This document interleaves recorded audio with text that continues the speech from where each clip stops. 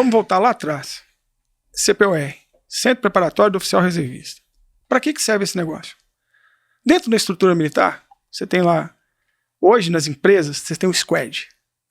Você tem 6-1, vias de comunicação, número de interações. Cara, o exército é squad desde que o mundo é mundo.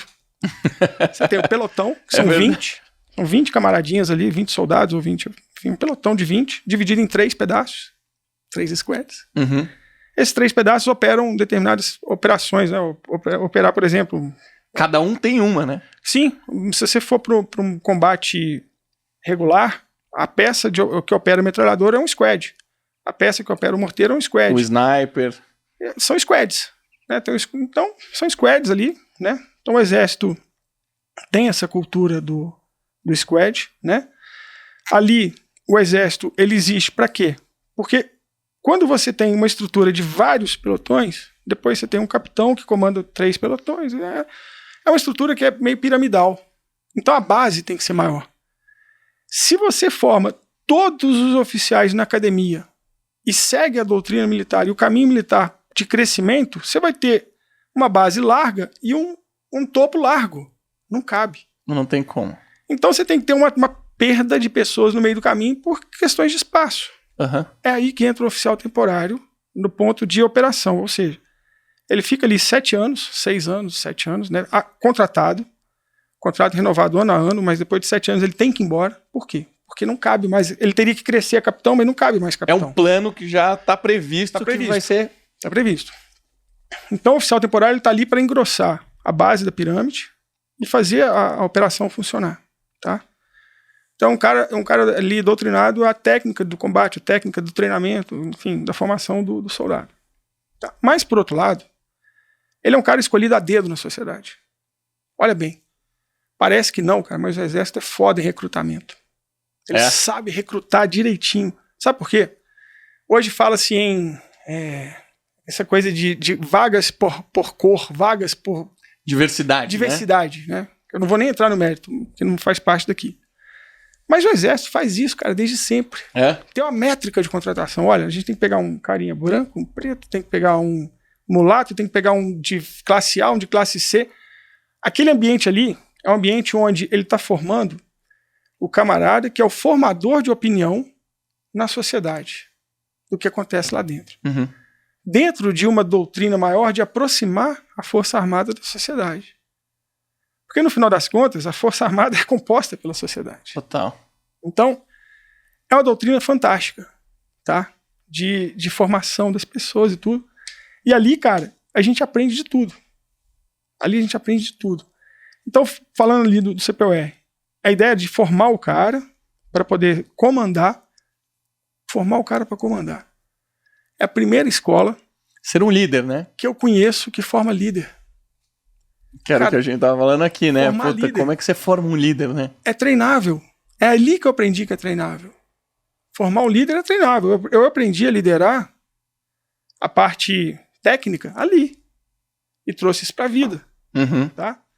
Ali se aprende muito de empatia no sentido de, olha só, você não pode comandar ou você não pode ordenar um cara fazer algo que você não seja capaz de executar. É mesmo? É uma premissa? Ué. Como é que você vai ensinar o cara a fazer uma manobra de rapel que você não sabe fazer? Como é que você vai fazer o cara fazer uma travessia de transposição de curso d'água a nado sem ele saber nadar, na técnica, se você não sabe a técnica? Legal. Então, cara, olha só. Ali se aprende um pouco de empatia.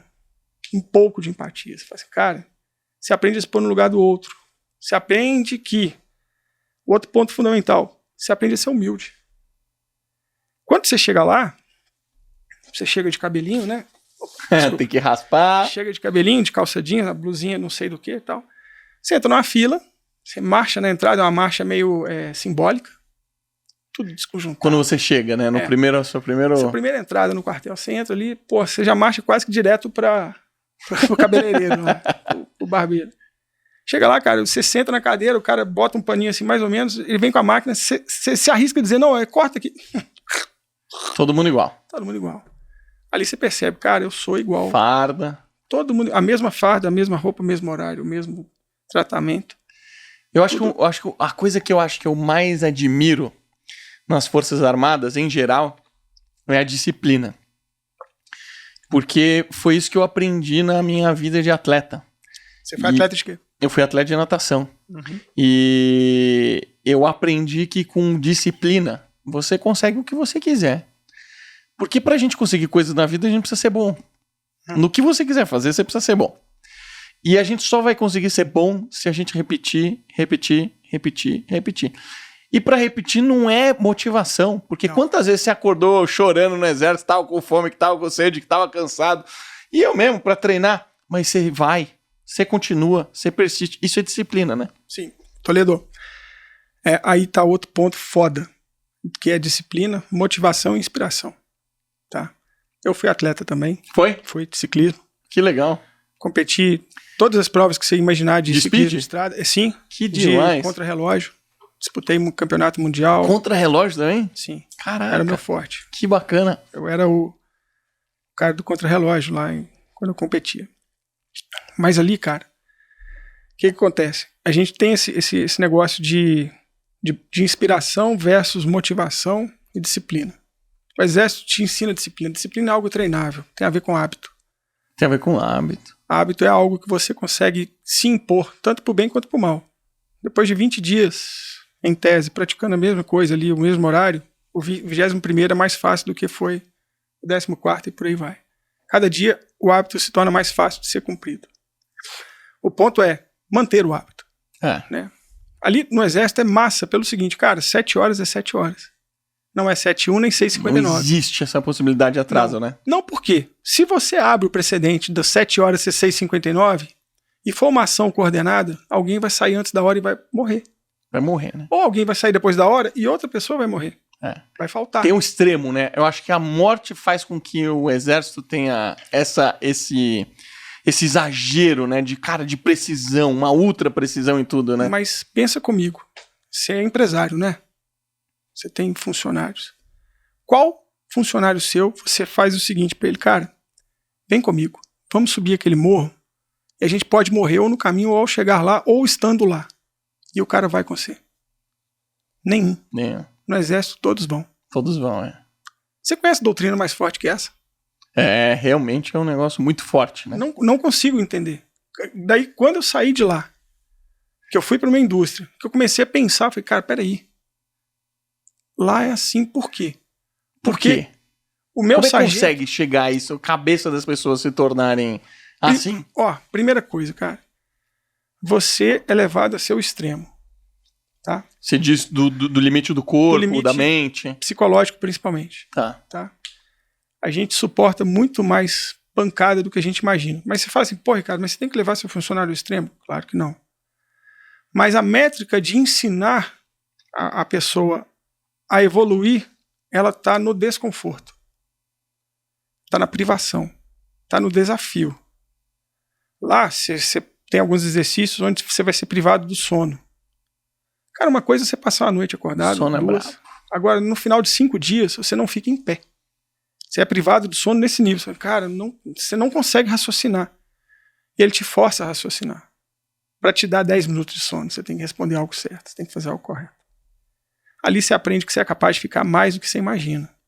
Tá? Ali você vai na dificuldade extrema, de modo que você se fortalece. Tá?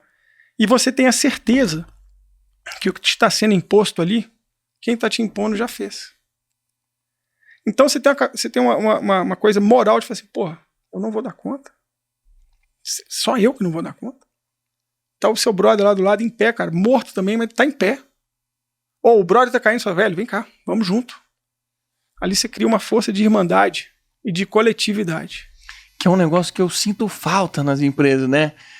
Eu já senti isso no passado, mas eu tenho cada vez mais visto que isso tem enfraquecido.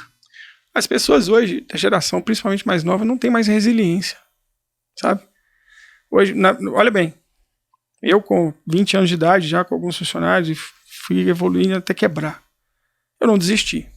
Hoje, os meninos que a gente pega na faculdade para treinar, para ajudar na formação deles, tá? Não é a ideia de sugar do cara, é o contrário, é ajudar ele a terminar de se formar engenheiro, porque eu fui formado lá. Uhum.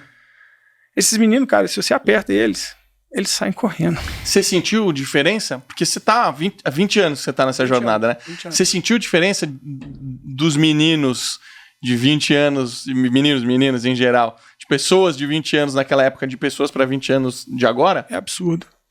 É absurdo. Hoje o povo, os meninos não entendem o que é resiliência, o que é disciplina, o que é hierarquia. Sabe, a gente cria um ambiente hoje muito voltado ao mundo da startup, onde é bonito todo mundo bermuda, horizontal, tobogã, escorregador. Cara, piscina de bolinha. Isso é muito bom para um ambiente que tem hora para acabar.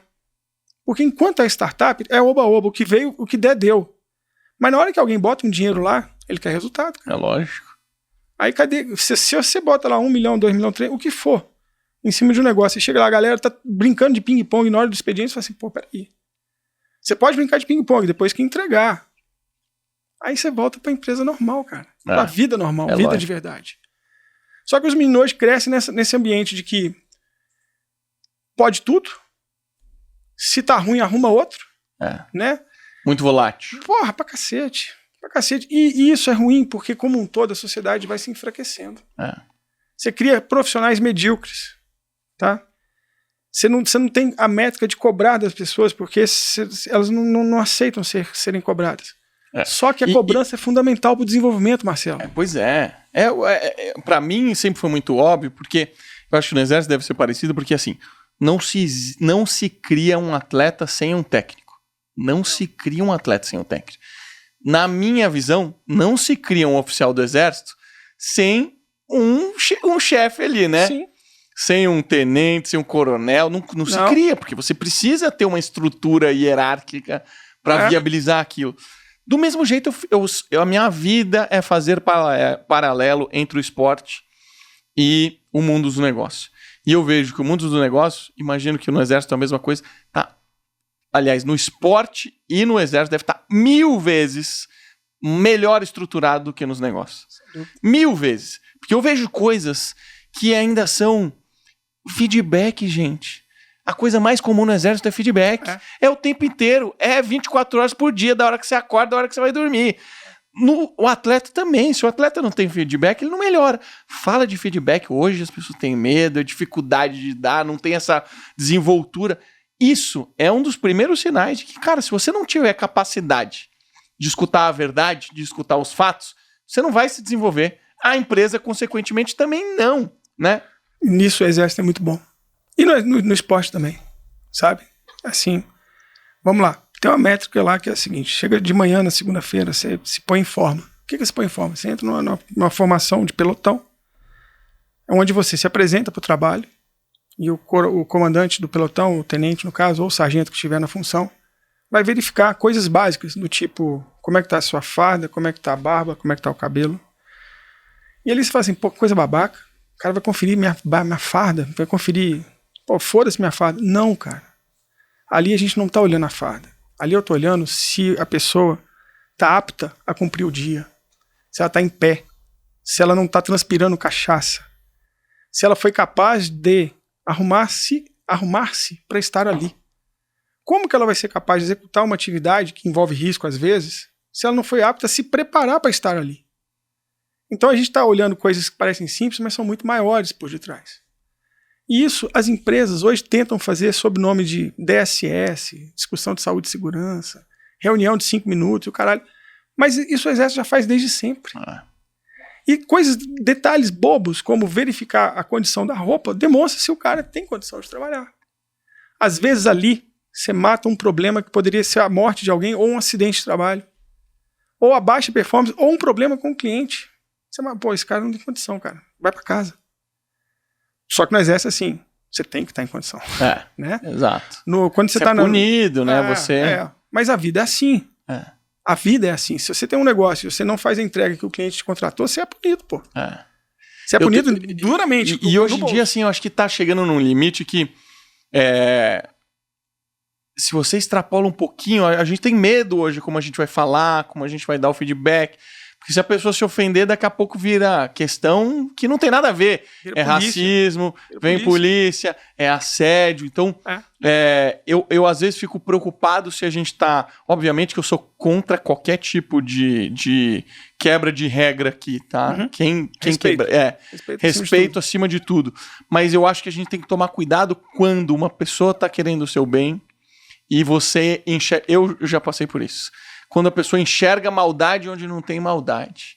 E é onde você começa a ver as injustiças, né?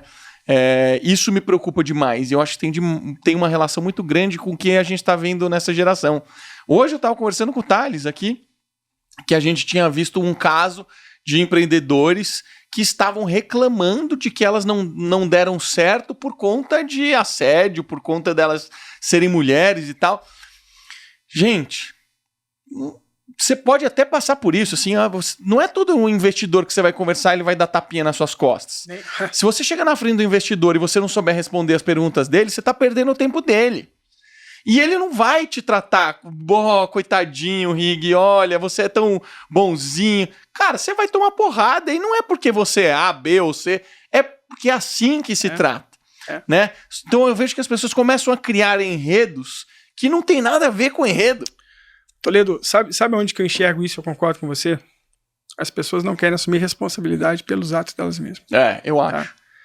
Eu tenho um sócio, tá comigo, tem 21 anos, é um cara fora da curva, tá? A gente se complementa em muitas dos valores que a gente tem e das coisas que a gente faz, né? Eu tô muito na área de gestão ali, de futuro, ele tá muito na área operacional. Então a gente tem um ambiente muito saudável. E a gente discute muito isso. É muito fácil a gente chegar num determinado momento e falar assim, pô, o funcionário não performou. Pô, o relatório não tá bom. Pô, o time não tá entregando. Essa é a parte fácil. Agora, dá 3 passos para trás. Quem contratou os caras? Quem é que ensinou os caras? Quem desenhou com os caras como deveria fazer? Quem é que viu o relatório começar a ficar ruim e não atuou na causa do problema? Cara, nossa. Você está falando, né, de um termo em inglês que é ownership. Extreme ownership. Que é o nosso amigo Jocko Willink, né? Willink. Que você conheceu, Conheci pessoalmente. Tive o prazer de estar com ele em Chicago num evento, né? Fui com a minha esposa, com o Lu, que também é empresária, uma pessoa fora da curva de bacana e de energia, sabe? A gente foi para lá para poder aprender um pouco com os caras. Como é que foi essa experiência? Pensa bem, de repente você está lá sentado, Navy SEALs, são caras extremamente resilientes, extremamente aguerridos, extremamente focados. Dizem que para você se tornar um Navy SEAL é um dos treinamentos mais difíceis do mundo, né? Para você passar e chegar nesse posto, né? Sem dúvida, o esforço deles o esforço físico é muito grande. O esforço mental nem se fala. Passa por tudo isso que você falou, né? De ficar sem dormir, de muito exercício, de entrar na água, né? A gente já viu em alguns filmes, né? É bem por aí. A formação do militar passa muito por isso, que é justamente ensinar o cara a lidar com a adversidade, tá? A gente, enquanto oficial aluno, a gente aprende a ensinar isso. Depois a gente vai pra tropa e ensina isso e pratica isso. E a gente leva o cara no limite da exaustão psicológica. A pessoa forte psicologicamente, ela é capaz de tudo, dentro de um limite do ser humano. Hoje as pessoas são muito fracas psicologicamente. Eu fui lá nos Estados Unidos conhecer o Jocko para fazer dos cursos que ele dá. E uma coisa me chamou muita atenção, sabe, Toledo? Primeiro, tudo o que ele ensinou, ele mostra muita coisa de combate real, fotos de combate real e maneiras de lidar com situações. Como é que você faz como é que você faz um exercício, né, uma patrulha, né? Então você tem o momento que você dá a instrução, executa a missão e depois você faz um fechamento. O debriefing, né? O Exército Brasileiro é a mesma coisa. Igualzinho, né? Caixão de areia que chama, ordem à patrulha. Ali você passa para todo mundo, põe todo mundo na mesma página. Cara, nós vamos fazer isso, nós vamos lá. Aí você faz. Chegou, o que deu certo, o que deu errado, para a próxima. Que já é melhoria. Melhoria de processo. Mas isso, cara, não é algo que se faz na boa. Vamos fazer. Não. É regra. Você não faz a missão se você não tiver a ordem à patrulha. Você não termina a missão se você não fizer o fechamento e o relatório. fui lá para escutar do Djoko isso, que eu aprendi no exército 20 anos atrás. Falei, cara, peraí. É um treinamento de líder? É para civil? É um treinamento Ou é que para traz oficiais? conceitos militares para a vida empresarial. Entendi. Tá? Então todo mundo que tava lá, assim como você, era empresário. Empresário ou algum C-level ou alguém um profissional liberal, enfim, alguém que queira evoluir na posição ali e aprender um pouco sobre liderança e responsabilidade. Tá? Houve até um negócio ali que eu achei fantástico, que era uma sala de 1.000 pessoas num hotel desses. Caramba, enorme, né? Gigante. Enorme, né? E os americanos são muito bons em fazer eventos, sabe? Você entra assim, porra, música alta, luz. É que já dá aquela energia, né? Fala, meu Deus do céu, onde é que nós vamos, né? Vamos pra guerra. Você já fica ali tocado pelo negócio. Mas em determinado momento, o Djoko vem dar a palestra dele, conta, né, aquele momento ali, ele fala assim, olha, gente, aqui nós temos pessoas da Austrália, da Europa, tal, não sei o que, tantos mil do Brasil, não sei o que, né? Temos um oficial do Exército Brasileiro. Caramba. Porque eu fui inscrito como oficial do Exército Brasileiro, né? Aí, pô, os caras, levantam, eles aplaudem, pô, parabéns, muito obrigado pelo seu serviço, né? Ali eles se entendem como iguais do ponto de vista de brothers in arms. Legal. Sabe, assim, a gente é uma irmandade de militares ali, né? E ali se é reconhecido, ali você entende o tanto que a sociedade americana valoriza o guerreiro dela, né? O cara que defende, independente das opiniões, o que defende a sociedade. Né? Tanto interno quanto externo. E quantas vezes eu já vi essa demonstração? Puta, cara, uma vez eu já estive em evento que reconheciam, já tive em jogo de futebol americano que, reconhece, levanta todo mundo se senta, eles levantam, o pessoal agradece. Cara, é espetacular. Isso aqui no Brasil não tem, né? Infelizmente, cara, não tem pelo seguinte. Primeiro porque são países de dimensões diferentes, lá é maior. Segundo, são estratégias militares de países diferentes. O americano, ele tem um exército que ele é ofensivo. Tá? O cenário dele é um cenário onde ele vai em outros lugares para poder tecer o combate. A nossa doutrina ela é defensiva. Então a gente está preparado para defender o nosso território e a nossa sociedade.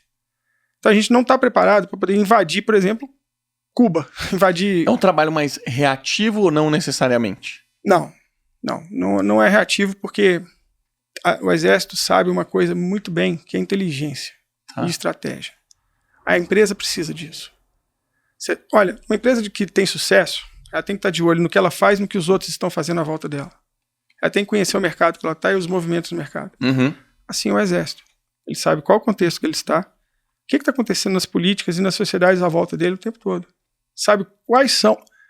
O exército sabe direitinho aonde estão as riquezas minerais e vegetais do Brasil em todo o território nacional. Sabe o que é interesse de cada um lá fora. E o que tem que ser defendido e como tem que ser defendido. Bacana. Ele é preparado para estar extremamente adequado ao terreno de emprego, que é um terreno que muda muito. Você tem os Pampas lá embaixo e tem a Amazônia lá em cima. Cara, é totalmente diferente o ambiente. Você tem montanha em Minas. Você tem cerrado lá no Nordeste. Então, é diferente. Então, por isso, o nosso exército ele não faz tanto movimento aparente igual o outro. Porque pensa bem, o outro faz parte do movimento dele de ataque lá no Iraque, por exemplo, enfim, no Oriente Médio, ter o apoio da sociedade. Ter o apoio significa o quê? Mostrar o que está sendo feito para pedir apoio para a sociedade. Então faz parte da métrica deles de trabalho se mostrar. Uhum. Ao passo que o nosso não tem que se mostrar porque a gente está paradinho, pronto para fazer o que for necessário. Certo. Se mostrar enquanto você está paradinho é atentar a outra pessoa, o inimigo ou o seu concorrente, do que você está fazendo, o que não é bom para sua posição. Uhum. Então, são estratégias diferentes de um contexto um tanto maior, entende? O que mais você aprendeu lá de interessante nesse curso aí? Um curso de quanto tempo? Cara, foram 3 dias de imersão, né? Só com ele, não, o sócio dele? O time dele, o time... É ele, um outro oficial, ex-oficial também. Tem um sócio lá. Leif Babian. Leif Beef, alguma coisa assim, né? Alguma coisa assim, né? Esqueci o nome dele. Também. E tem um outro que era o sniper deles, que era par daquele sniper famoso que morreu nos Estados Unidos, né? Do time. Mais um piloto de avião bombardeio, mais algumas pessoas ali. Eles trazem essa métrica do exército americano, que é fantástica, é legal, é um puta evento. Mas é igual, em gênero, número e grau do exército brasileiro. É mesmo. E na hora que você pega, Marcelo, e começa a entender um pouco esse ambiente, você fala assim, cara, você me perguntou onde que eu comecei a entender minha posição na sociedade e tal. Quando eu comecei a dar errado, que eu resolvi dar certo, cara, o que eu tenho que fazer? Eu tenho que achar um produto. Tá? Agora, o que os empresários que dão certo, o que eles fazem? Como que funciona? Assim eu fiz também com o exército. Pô, quando eu fui procurar as doutrinas que dão certo, onde que tem sucesso, você vai ver a igreja, por exemplo, é uma instituição de extremo sucesso. Oh. É uma empresa que tem mais de 2.000 anos. E está funcionando e tem lucro. É, demais. Principalmente que não paga imposto também. E vende algo que não é tangível. É, a fé. Tá tirando, eu tenho minha fé, eu acredito em Deus, tá tirando esse lado, é uma empresa. É, total. Você vai ver uma doutrina onde o cara vai para a morte, é o exército. Todos os exércitos do mundo pensam mais ou menos igual. Então, assim, quando eu comecei a entender isso, eu falei assim, cara, tá ali o pulo do gato. Aonde que essas pessoas são boas? Na relação com as pessoas. O exército é foda em lidar com as pessoas. E olha que loucura, né, cara? Porque a relação entre líder e liderado, eu não sei como é que eu não vivi isso, mas me parece ser aquela rigidez, porque você tem que dar... Existe um momento de descontração, existe um momento que a conversa alivia, fica mais de brother, assim, de amigo. Mas por que a rigidez é ruim? Então, a gente olha nos filmes e a gente fala assim, caramba, esse cara é duro, né? Tá sempre cobrando, tá sempre batendo. Mas a vida não é assim? Experimenta, cara, você quer saber quanto vale R$1.000? Fica devendo R$1.000 pra alguém que precisa. Você vai ver o quanto vale R$1.000. Às vezes você gasta R$1.000 ali comprando qualquer coisa. Você tá querendo dizer, então, que quando você se torna um oficial do exército, você passa a admirar o seu líder pela forma como ele se preocupa com a sua evolução, é isso? Sem dúvida. Sem dúvida. Quando você traz essa métrica para dentro do seu negócio, que é o quê? É encostar no cara. Marcelo, o ser humano é extremamente carente. Primeiro que o ser humano é um bicho de manada. Ele não é feito para morar sozinho. Ele não dá conta. Ele é fraco. O ser humano é fraco. O macaco é 10 vezes mais forte que o ser humano. Um macaquinho vagabundo trucida com uma pessoa. É verdade. E por aí vai. O ser humano é fraco, do ponto de vista físico da coisa. Ele só se faz forte quando ele se junta. Tá? Então, a essa juntada social, evolutiva, né, que é uma coisa ali mecânica que precisa acontecer, hoje chama-se de carência, de necessidade de afeto, necessidade de estar perto. Mas é sentimento. Mas, na verdade, sim, precisa estar perto. Isso é... Desde que o mundo é mundo, desde que o bicho virou ser humano, tem que estar junto para poder sobreviver. Tá? Então, o ser humano ele é carente. Você tem que dar atenção para as pessoas. Tanto para fora, que é o seu cliente, quanto para dentro, que é o seu funcionário. Cara, quando você se coloca na posição de liderança, você tem que exercer aquilo que eu falei no comecinho, que é a coisa da empatia. Empatia é você se pôr no lugar do outro e tomar uma decisão, uma ação em função disso, em prol de um movimento maior.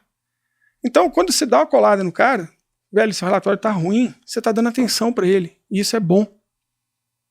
Quando você trata ele dentro de uma regra clara, e você faz a regra valer, você é coerente, isso é bom. Você cria um ambiente de segurança para ele. Sabe, é muito legal, o esporte, o exército, as regras são muito claras. Cara, você era atleta de natação, não tem conversa, bicho. Ó, é tempo da hora que você sai do púlpito lá até a hora que você bate lá na beirada. Não tem meio do caminho. A regra tá clara. Pode botar a mão na bunda do outro? Não pode, você tem que nadar reto. O exército é assim. E as empresas não têm isso hoje. Na natação, eu acho que hoje eu faço outro esporte, né? Mas na natação, se você erra ou você não performa tão bem quanto você deveria performar, problema seu. Você foi lá, você errou, você perdeu. Sim. Hoje eu faço luta. Na luta, meu amigo, se você vacila, você toma um murro na cara. Você cai, você desmaia, você apaga. Então, você começa a perceber em ambientes diferentes o valor da disciplina, o valor do compliance, o valor dessa estrutura que você está dizendo, o quão ela é importante. Sim. Porque quem mais treina, quem mais recebe feedback, menos vai tomar murro na cara, menos vai apagar, menos vai cair, né? O cara que for mais humilde no aprendizado, ele aprende mais. É verdade. E tem um lance... E você aplica isso no seu dia a dia? O tempo todo. Mas você aplica como você vivia no exército ou você deu uma aliviada para acomodar a nova geração, que tá um pouquinho mais soft? Como é que você tá lidando com isso? Cara, a gente aplica isso o tempo todo. O tempo todo, em tudo. Bom, primeira coisa, como é que você faz uma pessoa se sentir, ela ter um sentimento de pertencimento? Então você tem que trazer ela para perto. Então a maneira como você conversa, se você inclui a pessoa dentro do negócio, é uma maneira de incluir, é uma maneira de dar esse sentimento de pertencimento. A segunda coisa é delegar e cobrar. Cara, delega e cobra, mas não faça o que você delegou. E não esqueça de cobrar. Porque a pior coisa do mundo é você dar um trabalho pro cara, o cara se esmera, faz, e você vai lá e não cobra. Cagou pro que o cara fez. Literalmente. Então, isso, essa métrica de cobrar, de entregar e cobrar, a gente faz muito. Faz muito. E a gente discute muito, lá na minha empresa, por exemplo. No Exército, todo determinado período, né, você faz uma avaliação dos seus soldados ali. Como é que é isso? É uma avaliação do quê? Uma avaliação qualitativa do quantitativo. Quem faz e de quem e com qual frequência? Vamos isso lá. é interessante. Depois de um determinado período de formação, por exemplo, a gente está num curso de formação de cabo. Então o cara vai passar por diversos exercícios, atividades, vai ser medido, tá? Intelectualmente, prova, né? Exercício de campo, medido, tudo é medido. Tá. Então chegou no final de um período lá, no final da formação básica ali, de um determinado período daquele movimento, para a próxima etapa, a gente vai pegar todas as notas de todas as atividades, vai compilar, montar uma tabelinha, primeiro, segundo, terceiro, e depois ter uma avaliação qualitativa. Ou seja, você tem a ordem do melhor pro pior, Isso. mais o quali. O qualitativo. Aí todos os instrutores envolvidos naquela atividade vão dar as opiniões. E o que é o quali? O quali são, por exemplo, qual que é a capacidade de disposição do cara. Esse cara é moita? Esse cara ele é escorado?